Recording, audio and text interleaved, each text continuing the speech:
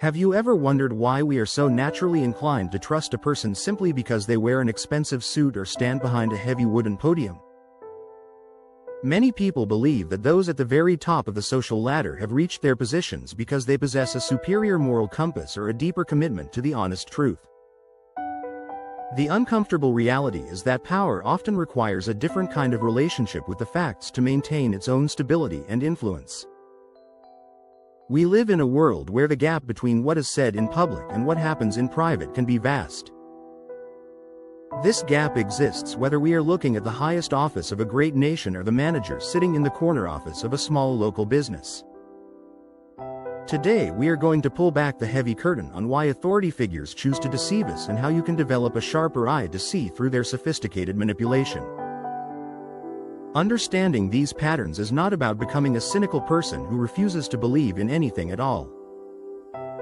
It is about claiming your own mental sovereignty so that you can make decisions based on reality rather than on a carefully constructed and polished illusion. To understand why leaders lie, we must first look at the work of John Mearsheimer, who is a famous political scientist who specializes in how countries interact with each other. He explains that leaders often engage in what he calls strategic cover-ups, which are lies told to protect the national interest or to hide a major mistake from the public eye. In his view, a president might lie about a war outcome not because they are a naturally bad person, but because they believe the truth would cause a level of domestic chaos that they cannot control. This same logic trickles down to the corporate world, where a manager might hide the true status of a failing project to prevent a mass panic among the staff.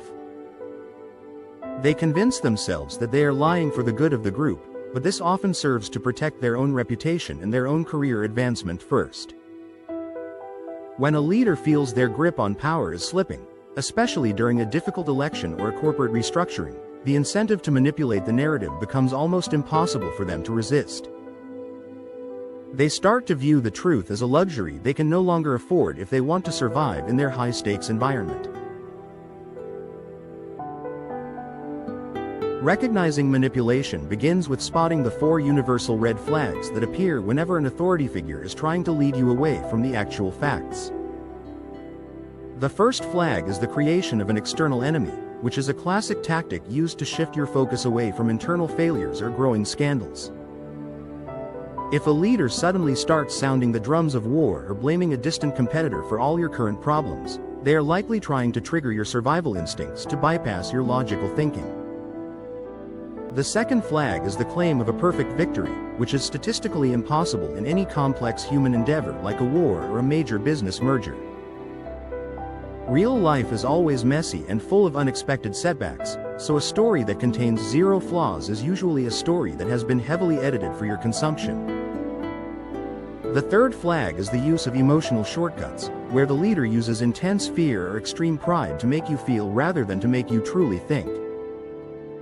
If a piece of news makes you feel an immediate rush of hot anger, you should pause and ask who benefits most from you feeling that specific way. The fourth flag is the presence of vague certainty, where a person uses very strong and confident language but provides absolutely no verifiable data to back up their bold claims.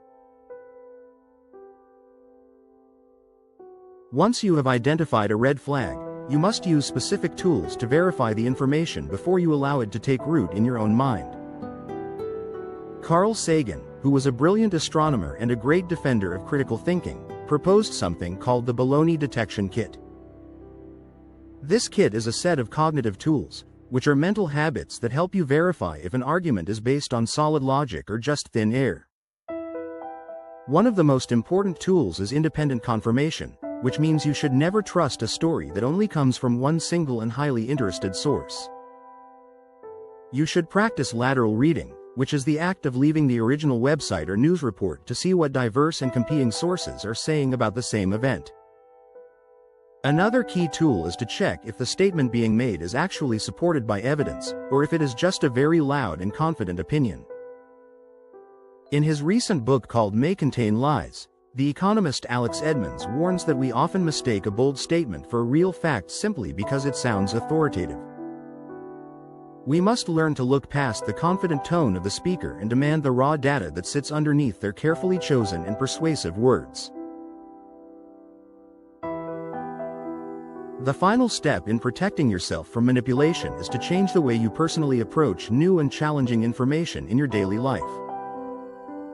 Adam Grant, who is an organizational psychologist and an expert on human behavior, suggests that we should all adopt what he calls the scientist mindset.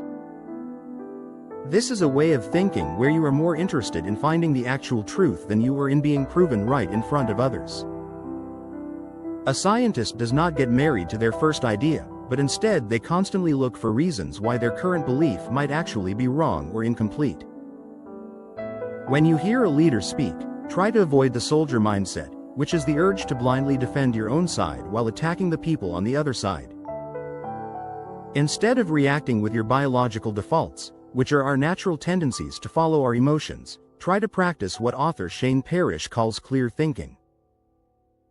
This involves taking a long and deliberate pause before you accept any news as the absolute truth, especially when that news sounds too good to be true. By staying calm and curious, you take the power away from the manipulator and place it back into your own hands where it truly belongs.